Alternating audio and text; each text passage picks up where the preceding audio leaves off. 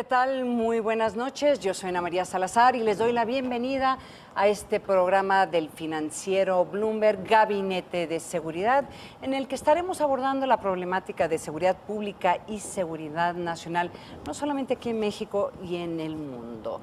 Y mire, vamos a iniciar con este tema que creó polémica en las últimas 24 horas. Todavía hay mucha confusión de lo que está sucediendo, pero aquí les cuento. Tras anunciar la llegada de médicos cubanos a México, el titular del Instituto Mexicano del Seguro Social, Zoe Robledo, desmintió que como parte de un acuerdo de cooperación entre el Instituto y el Ministerio de Salud Pública de Cuba, se esté contemplando la llegada de 6,000 médicos cubanos al país a finales de septiembre. En respecto a este tema, anteriormente el gobierno, el presidente López Obrador, parece que había firmado un acuerdo de cooperación de salud con el gobierno cubano que incluía supuestamente, y es aquí donde hay mucha confusión, la llegada de 6,000 médicos a México en septiembre. Este acuerdo supuestamente se había firmado el 29 de junio y se llevó a cabo tras los recortes al sector salud anunciado por el gobierno mexicano.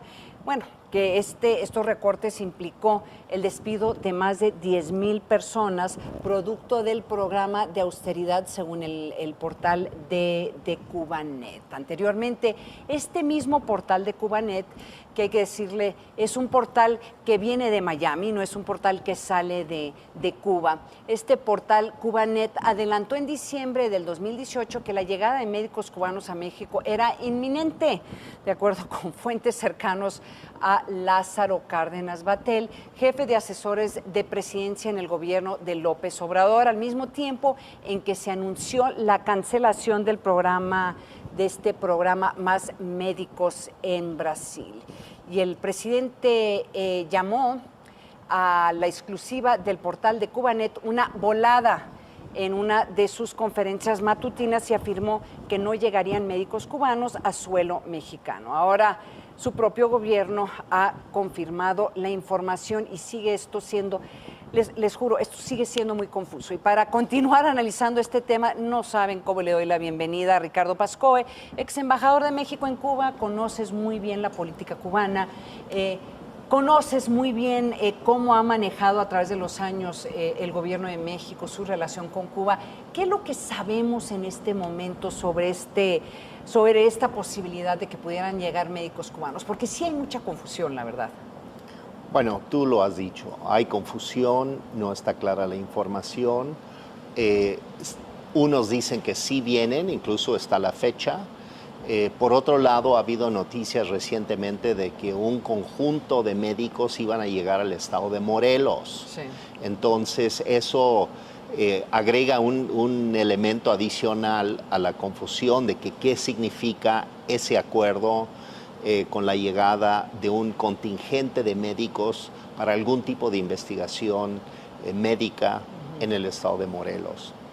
Yo creo, Ana María, que estamos frente a algo que ya no nos puede sorprender, pero que ya va a ser parte de las dificultades en la administración del gobierno actual, que es que dentro del gobierno existen opiniones y posiciones diferenciadas sobre cómo manejar estas relaciones. Pongo un ejemplo. Para la Secretaría de Relaciones Exteriores es muy complicado manejar una buena relación con la Casa Blanca al mismo tiempo que se acaba de firmar o se acaba de aprobar aquí en México, en el Congreso de México, el TEMEC, que tiene una cláusula anti-China. Claro. Y sin embargo va el secretario de Relaciones Exteriores a China e inicia pláticas para que México y China puedan firmar algún tipo de acuerdo comercial, que está expresamente prohibido en el TEMEC que el Senado mexicano acaba de firmar. Bueno, es consulta. Después, bueno, no está prohibido, pero se tendría que consultar. Bueno, pero eso en esa consulta ya viene el gobierno de Estados Unidos y le dice, no puedes. Sí, no bueno, puedes. En el fondo, ese es lo que le estamos dando al gobierno de Estados Unidos, la posibilidad de vetar esa relación. Sí. La relación explícita de apoyo al gobierno de Maduro, y ahora de repente el anuncio de que vendrían médicos cubanos a México, cierta o no la información, hace pensar que ya la política exterior está enfrentando una gran crisis. Porque por un lado aceptamos todo lo que nos impone Washington. Marcelo Ebrard camina por los pasillos de la Casa Blanca pactando cosas con el yerno innombrable, y sin embargo estamos ejecutando políticas que francamente es una ofensa para el presidente de Estados Unidos. Entonces, ¿qué es lo que quiero decir con esto? Que una parte del gobierno del presidente López Obrador, al parecer encabezado por el jefe de asesores de su gabinete, estaría acordando con Cuba la llegada de médicos. Incluso Lázaro estuvo en la foto con Zoé Robledo, el director del IMSS, recientemente con el ministro de Salud de Cuba, que estuvo aquí hace 2 días. Entonces, aparece esa foto, y junto con la foto, el anuncio de que en septiembre llegan los 6,000 médicos. Esto junto con el despido de miles de médicos mexicanos. Del Instituto Mexicano del Seguro Social, y la rebaja de salarios de los médicos que están haciendo su servicio social. Es decir, hay sectores dentro del gobierno que se oponen, me parece claramente, a una política así, y hay otros sectores que lo están promoviendo. Es que hay como 3 formas de ver esto, ¿no? Uno es como lo que acabas de mencionar, cómo pueden traer médicos extranjeros en este momento donde han despedido médicos mexicanos, y luego el cuestionamiento si estos médicos extranjeros bajo qué ley o bajo qué mecanismos estarían ejerciendo su profesión. Claro.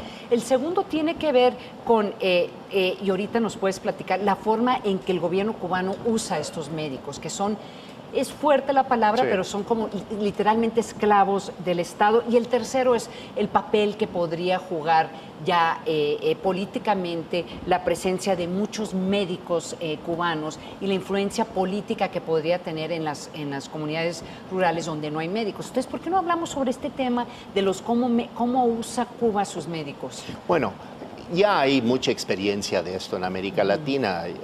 Brasil acaba de cancelar el programa que había impulsado Lula en la utilización de médicos. Es un instrumento, es un modelo que viene de Corea del Norte.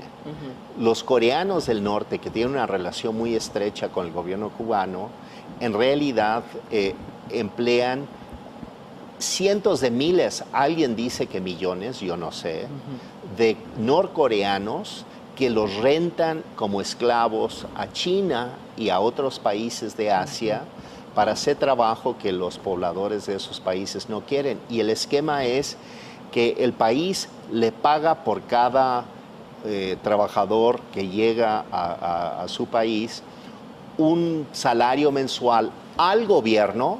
Al gobierno, no al médico. No al médico o no al trabajador. Y el gobierno a su vez le da algo de eso al trabajador, pero se queda con la parte leonina. Y voy a dar la cifra de lo que está sucediendo, lo que sucedió en Brasil, que era que el gobierno brasileño le pagaba al gobierno cubano aproximadamente $2,500 mensuales por médico en Brasil. Le daba al trabajador, al médico, entre $200 y $300 y se quedaba con el resto.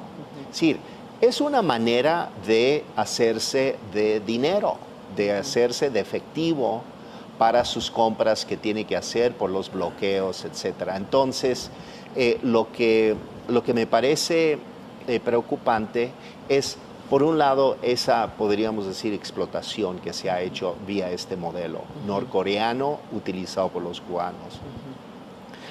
Lo más terrible es que están presionados los médicos, en este caso, porque sus familias viven en Cuba, están de alguna manera como rehenes para mantener a la gente. Pero, a ver, hay que también decirlo, porque se nos está acabando el tiempo, también hay un uso político de estos médicos, o por lo menos información que surge, por ejemplo, de Venezuela, ¿no? De cómo se usaron estos médicos. Como esquiroles, cuando los médicos venezolanos hacen protestas y paros por no les pagan, quien los suple son los miles de médicos cubanos en Venezuela. Es una desgracia, y es una desgracia por esto, y espero que el gobierno de México no cometa el error de aceptar este programa, porque es un programa absolutamente desacreditable y desacreditado. Y sin embargo, han habido muchas formas de asociación y apoyo mutuo entre México y Cuba que son programas muy razonables. Uno de ellos es que México ayudó a Cuba durante mucho tiempo en la impresión de sus libros de texto, por ejemplo, que lo hacíamos aquí en las imprentas de libros de texto cubanos, porque ellos no tenían el papel en su país. Entonces les ayudábamos. Esa es una manera, simplemente, que menciono. Es que aquí lo que me parece interesante es que México tiene que decidir si va a tratar de usar su relación con Cuba como una forma de balancear su relación con Estados Unidos y otras partes del mundo, o sea, como lo había hecho en el pasado, ¿sí? O si en verdad va a hacer un acercamiento con Cuba que tal vez no había tenido en muchísimos años. Pues México siempre ha apoyado a Cuba. Sí. O sea, el gobierno que sea, PAN o PRI en su caso, todos han apoyado a Cuba de una u otra manera. Han habido incidentes complicados, y es cierto. En la firma del Tratado de Libre Comercio con Estados Unidos cambió la relación de México con Cuba. Pero también es en ese momento en que se cayó el muro de Berlín, desapareció el bloque soviético, y Cuba es otro país a partir de eso. Entonces, hay que entender que este es un nuevo fenómeno. Y lo que a mí me preocupa es que dentro de Morena existen sectores que piensan que el modelo cubano es el que queremos para México. Hay otros que están pensando que el modelo chavista es lo que queremos, y ahora incluso más recientemente hay quienes piensan que la nueva alianza que viene es con Argentina, y si es que gana Cristina y los peronistas de nueva cuenta. Es decir, hay una confusión intelectual dentro de Morena. Oye, embajador Ricardo Pascoe, ex embajador de México en Cuba, te agradezco muchísimo que nos hayas acompañado esta noche. Con mucho gusto. Muchísimas gracias. Y nos vamos a ir a un corte, y hay mucho más aquí en Gabinete de Seguridad, así que no se vaya.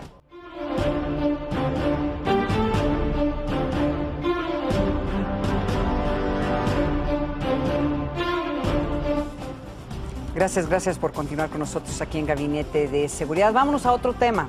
Agentes de Inmigración y Control de Aduanas de Estados Unidos extrajeron, fíjese, millones de fotos de licencias de conducir para buscar posibles coincidencias de reconocimiento facial de inmigrantes indocumentados, y con esta medida intentan identificar a las personas que consiguieron licencias de conducir como indocumentados. Según investigadores del Centro de Privacidad y Tecnología de Georgetown, las agencias federales no han obtenido la aprobación del Congreso para utilizar los registros estatales como una base de datos masivas. Me acompaña para hablar no solamente de este tema y de otros temas que tenemos sobre la mesa. Me acompaña uno de los miembros del Gabinete de Seguridad, Roxana Juárez, especialista en Fuerzas Armadas y temas de seguridad y justicia. Roxana, bienvenida al programa. Este uso de tecnología me pareció muy interesante, y por eso recogí la nota, porque como sabemos van a empezar redadas masivas de personas que las cortes estadounidenses han decidido que no pueden quedarse en Estados Unidos, y probablemente va a afectar a familias y seguramente va a afectar a mexicanos. Esta tecnología no es nueva. seguramente se ha usado en México. Pero ¿cómo es esta transición? Porque siempre está el tema de derechos humanos y si se está violando la privacidad, ¿sí me entiendes? O sea, esta tecnología es muy útil, pero también presenta pues algunas cuestiones, algunas preguntas de si estamos violando los derechos de las personas al usar estas bases de datos en esta forma, especialmente si no hay legislación que te permite hacerlo, ¿no?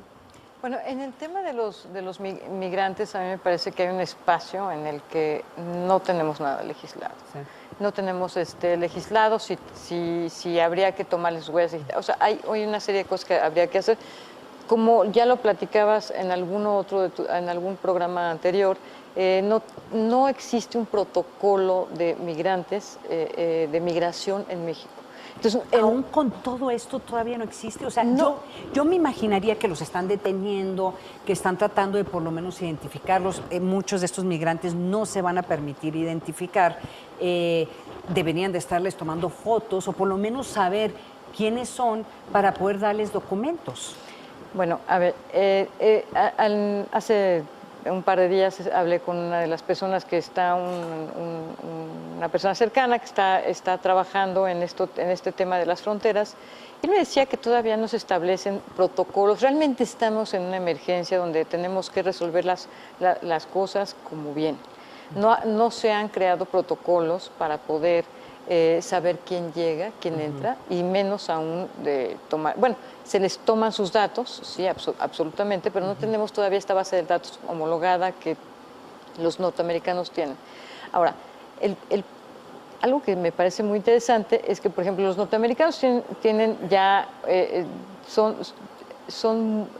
tienen bases de datos homologadas acerca de personas, huellas digitales, etcétera. Nosotros tendríamos que entender que apenas estamos haciendo esto. ¿Para migrantes o en general? En general. A ver, te lo pongo de este modo. Las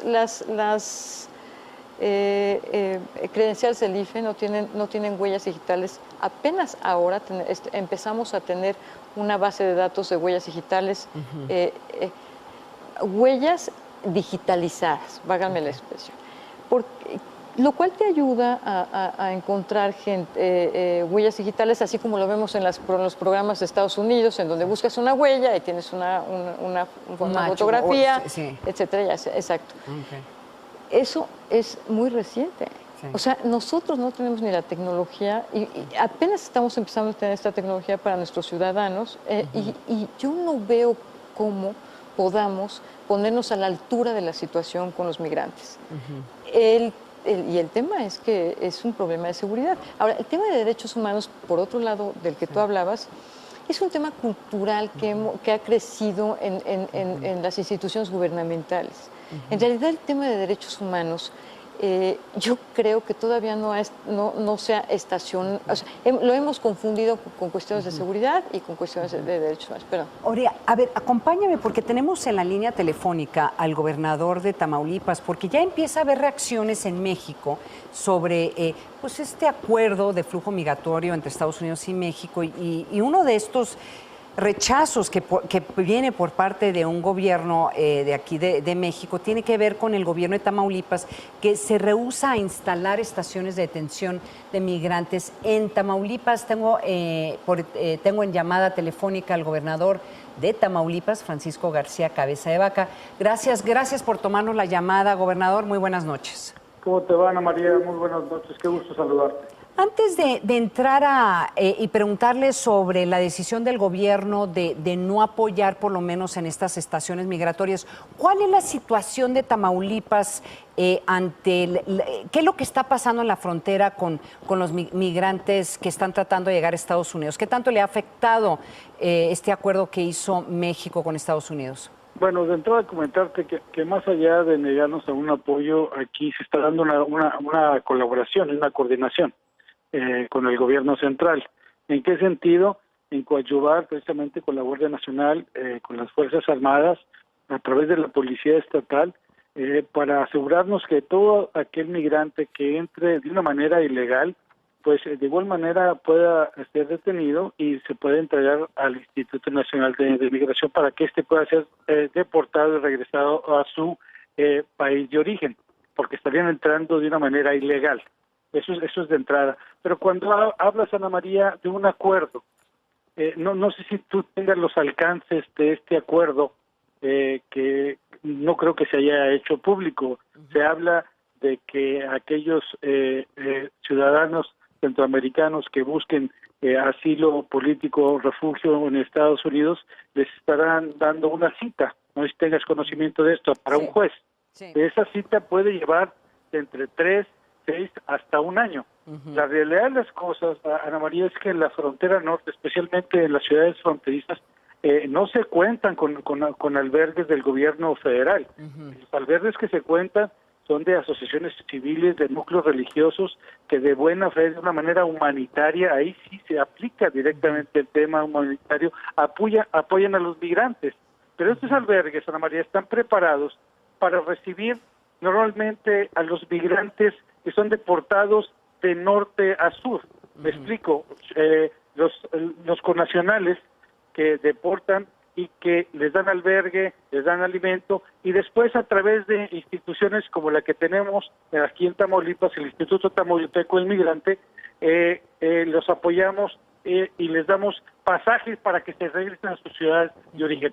Eso es lo que se tiene contemplado, pero no existe estructura alguna, ni infraestructura, ni capacidad institucional para recibir de norte a sur, como lo están hoy en día planteando, porque no sabemos ni las cantidades, no sabemos los tiempos, y eso pues limita pues, a cualquier gobierno. ¿Qué es lo que le estamos pidiendo al gobierno central? Bueno, pues que haga los albergues en lugares adecuados para que les pueda dar un trato digno con los servicios adecuados, y que estos migrantes no vayan a ser sujetos a ser víctimas de la violencia. Gobernador. Normalmente se ve. Sí, adelante. Gobernador, una pregunta, y lo estábamos comentando aquí en la mesa con Roxana Juárez. Ya anunció Donald Trump de que van a empezar a hacer deportaciones masivas a partir del domingo. Entonces, la pregunta sería, gobernador, ¿ustedes tienen alguna información de lo que implica estas deportaciones masivas para su estado? ¿Cuántos migrantes tienen ustedes en este momento en la frontera, en esta situación que están esperando a ver si les dan una cita o si se van a quedar en México o no? Entonces, empecemos con la pregunta de las deportaciones masivas. ¿Ha habido alguna coordinación, ya sea con el gobierno de México o con el gobierno de Estados Unidos? Ha habido pláticas con ellos, especialmente con el Instituto Nacional de Migración. Se les dio a conocer cuál es la situación de las ciudades fronterizas, la falta de capacidades, la falta de albergues, que no había manera que se les pueda dar un trato adecuado, pero sobre todo que ya esto viene a ser un tema de seguridad, pero también de salud pública, Ana María. ¿Por qué es un tema de salud pública?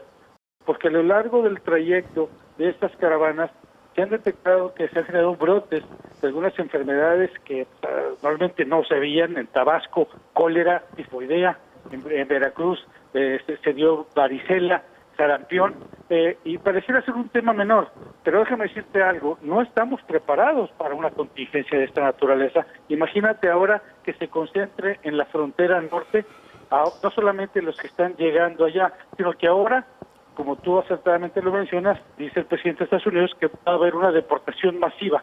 Nomás quisiera saber dónde se le puede dar a todos esos migrantes, que son centroamericanos, un trato adecuado y digno. No hay las capacidades, entonces yo creo que no se ha dimensionado en la situación que se está viviendo hoy en día en la frontera norte, y por supuesto que hay una preocupación, un temor fundado de que se pueda generar una auténtica crisis humanitaria. Francisco Cabeza de Vaca, gobernador de Tamaulipas, muchísimas gracias por acompañarnos esta noche en Gabinete de Seguridad, y ojalá que nos pueda acompañar ya en estas siguientes semanas para darle seguimiento del impacto que podría tener en su estado estas deportaciones masivas por parte del presidente Donald Trump. Muchísimas gracias, gobernador. Gracias a ti, Ana María, que pases buenas noches. Buenas noches. Roxana, un último comentario antes de irnos al corte sobre lo que dijo el gobernador. Me parece que necesitan mucha ayuda. Sí. Absolutamente. Creo que no se les está dejando solos a los gobernadores, sobre todo de los estados fronterizos, pero tenemos una historia de dejar solos a los gobernadores en cualquier tipo de contingencia. Creo yo que los planes de desarrollo en este país o los protocolos que hemos tenido nunca piensan en la seguridad extraordinaria que tienen los estados fronterizos. Sí, ¿verdad? Y el tema es que sabemos que esto va a ser una contingencia. O sea, sabemos, ya está anunciado, Donald Trump ya lleva varias semanas anunciando de que van a ser redadas masivas y entonces eso es lo que me preocupa, porque el gobernador nos está diciendo que esto va a pasar. Sí, claro, y me parece que la ley de egresos para los gobiernos de los estados no va a considerar eso, absolutamente. No, ¿verdad? Absolutamente. Entonces, pero aquí de nuevo vuelve, entonces bueno, habría que ver este tema, lo vamos a tener que retomar la semana que entra, porque el tema es en este momento cuántos recursos hay para enfrentar esta contingencia que claramente les va a afectar no solamente a los estados del norte, sino a estados del sur. Sí, porque ya no digamos, ya no hablemos de darles ciertas facilidades a los inmigrantes. Además estamos hablando de que el tema de seguridad, que siempre lo tuvimos rezagado, sí, ahora se va a rezagar más. Oye, Roxana, de nuevo, Roxana Juárez nos acompaña de nuevo. Ella es miembro, es parte del Gabinete de Seguridad. Nos vamos a ir a un corte y regresamos. Vamos a hablar con el senador Miguel Ángel Mancera, así que no se vaya.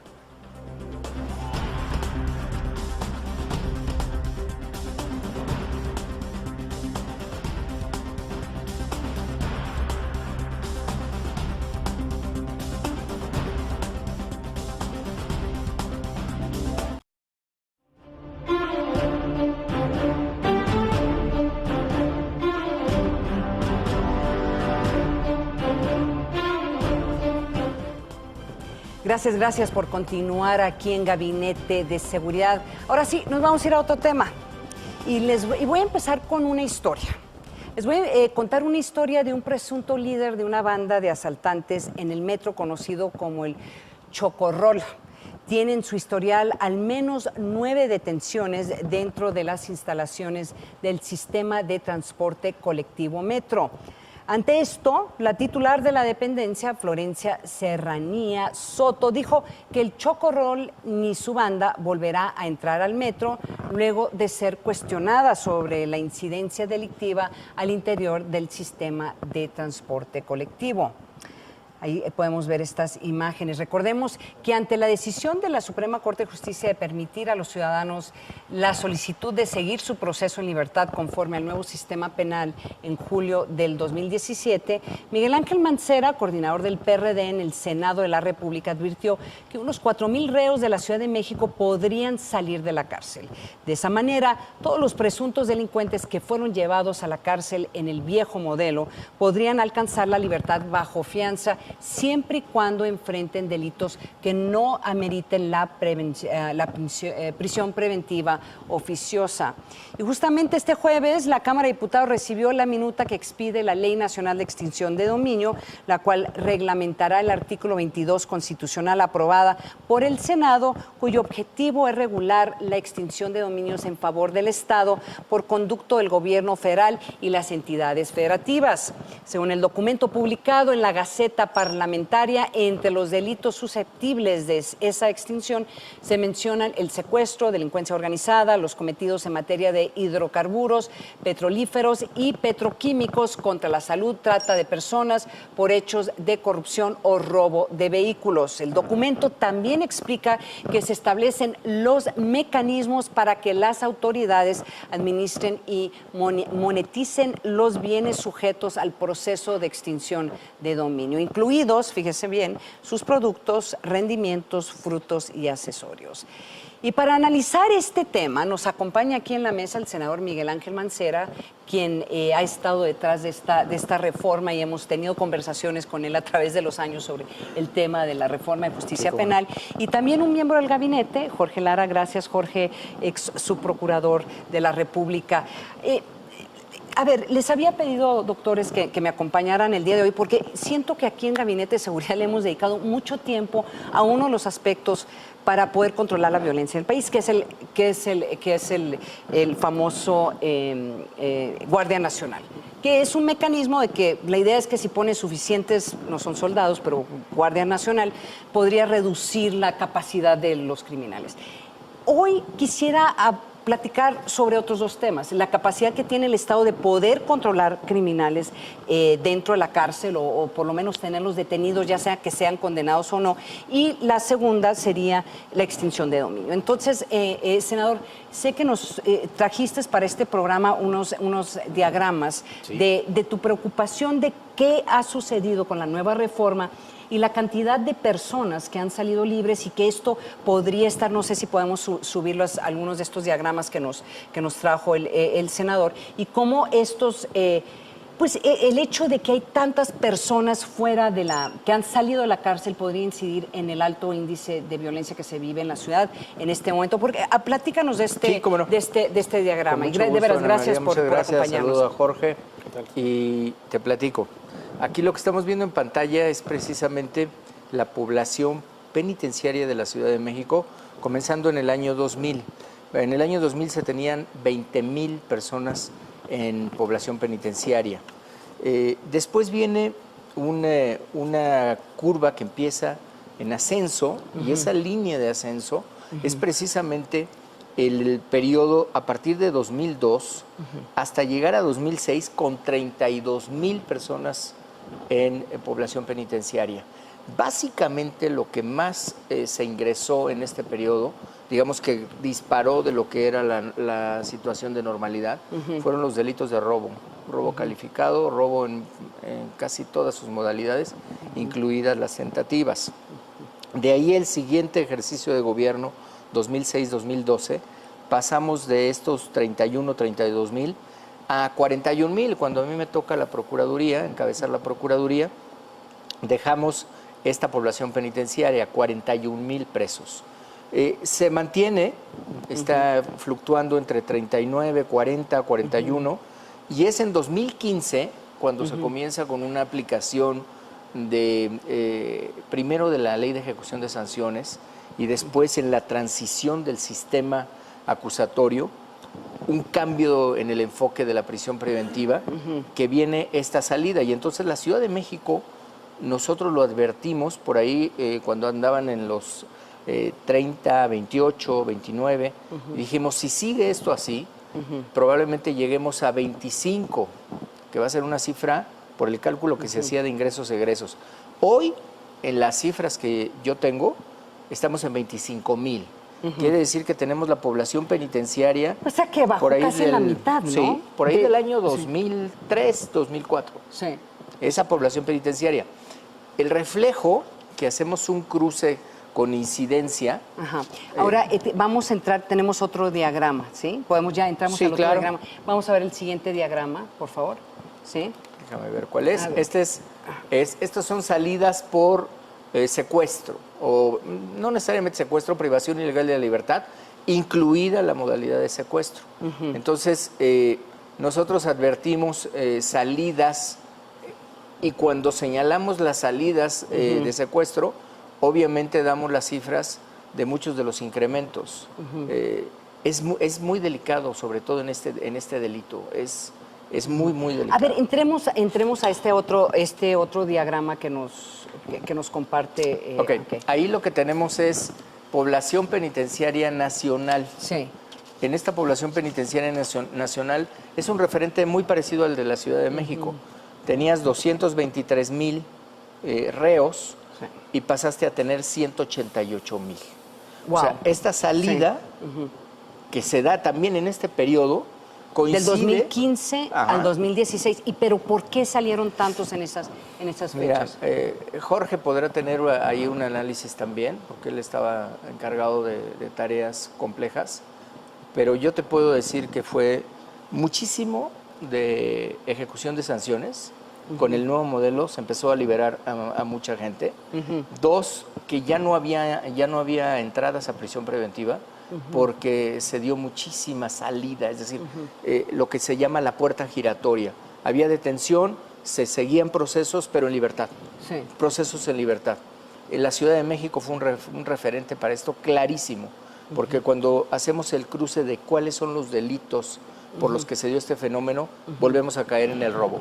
Sí, a ver, Jorge, porque hemos tenido, si ustedes supieran los debates que tenemos el gabinete, entre los miembros del gabinete sobre este tema.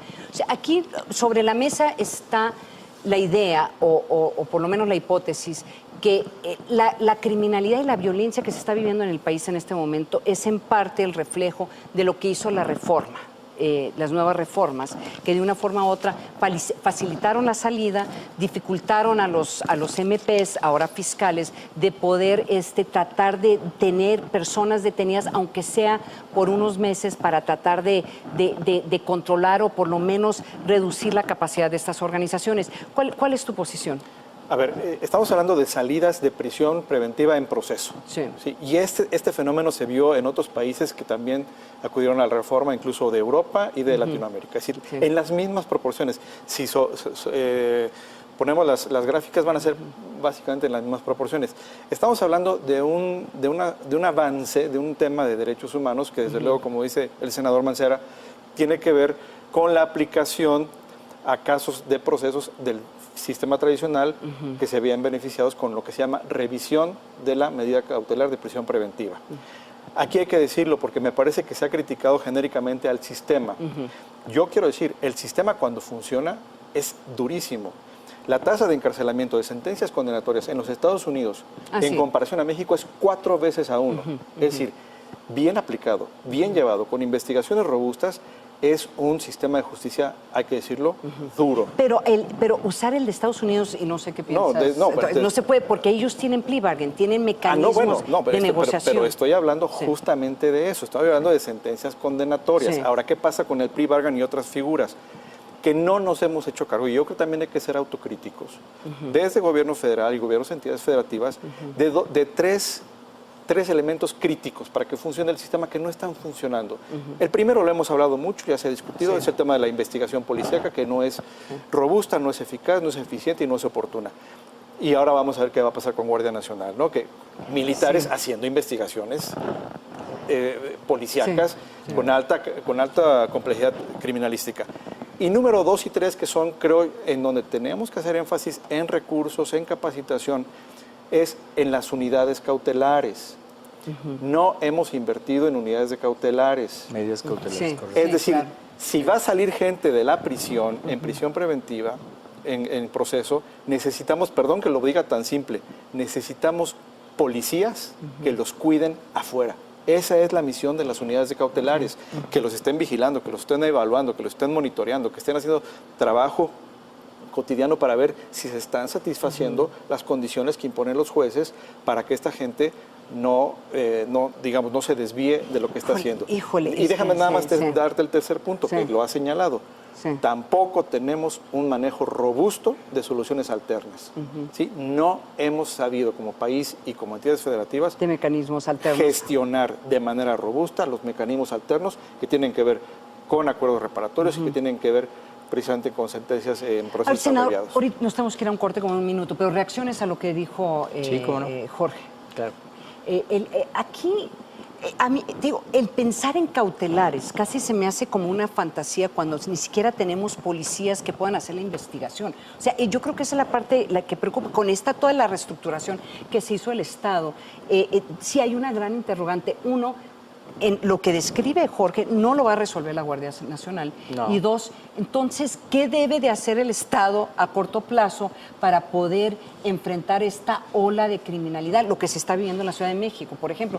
Y si te corto es porque tenemos que ir a un corte rápidamente.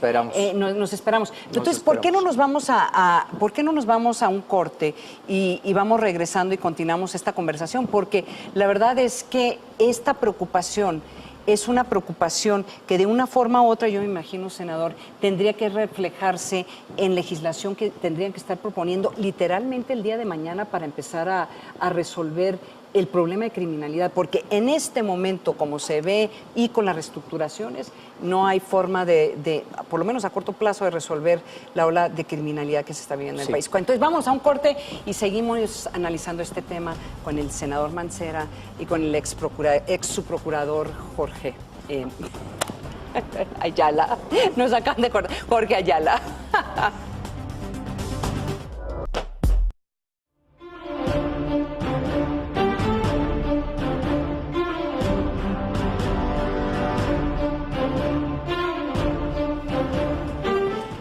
Gracias por continuar con nosotros aquí en Gabinete de Seguridad. Vamos a continuar este análisis con el senador Miguel Ángel Mancera y el exprocurador de la República, Jorge Lara. Nos quedamos con, antes de ir al corte, con algunos comentarios que querías poner sobre de lo la que mesa. está planteando Jorge. Yo coincido en el análisis y agregaría lo siguiente. Se necesita presupuesto y el presupuesto sigue siendo totalmente ineficiente para este asunto. Si tú haces un cálculo rápido te vas a dar cuenta que a nivel federal se destina el 80% del presupuesto en materia de seguridad y a las entidades le dan algo así como el 15-16%. Y cuando analizas los delitos, los del fuero federal son el 15-16% y los del fuero común son el resto, es decir, la gran mayoría.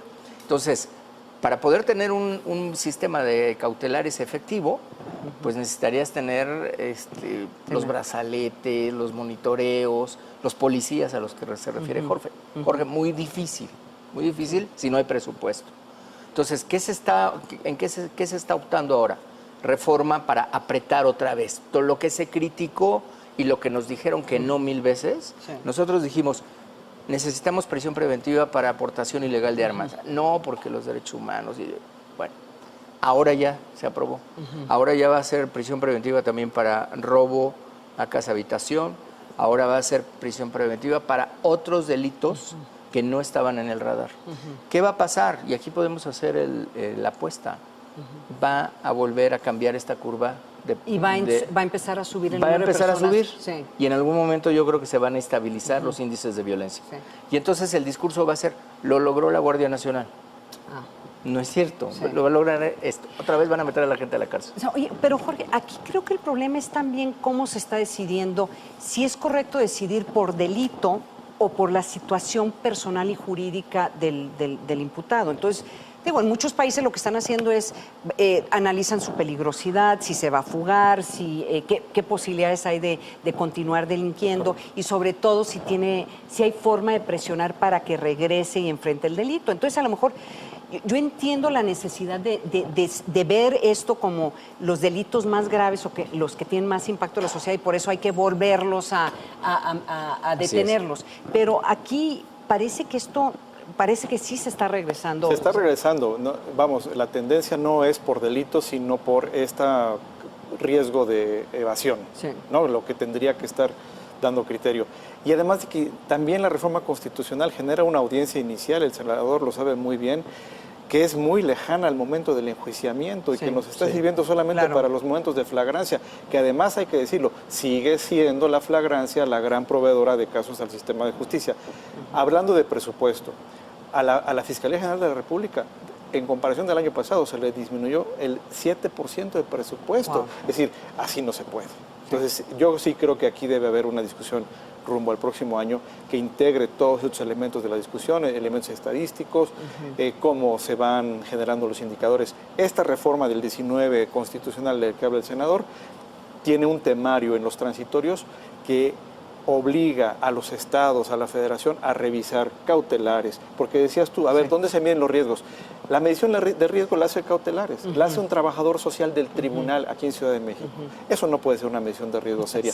No hay una medición de riesgo de manera homogénea. Hay estados que ni siquiera tienen medición de riesgo, que es lo que se le informa al juez en la audiencia inicial. Entonces, yo sí creo que esta es una llamada de atención muy seria, porque no todo se va a arreglar con Guardia Nacional, coincido con el senador, y máxime cuando la mayoría de los elementos son soldados que no tienen formación de investigador criminal. Entonces, ese es un problema que hay que atender. Hijos, esto, nomás escuchándolos a los dos, de veras sí entra un poco, no solamente preocupación, yo diría depresión, porque en este momento, según el análisis que hemos estado llevando en este programa y lo que estoy escuchándolos a los dos, o sea, las posibilidades de que incremente aún más los índices de criminalidad y violencia en todo el país, senador, Tiene un incentivo perverso la delincuencia, digamos. Sí. Si ya te dedicas a ser delincuente, a robar, por ejemplo, tienes un incentivo perverso porque sabes que no vas a estar en prisión.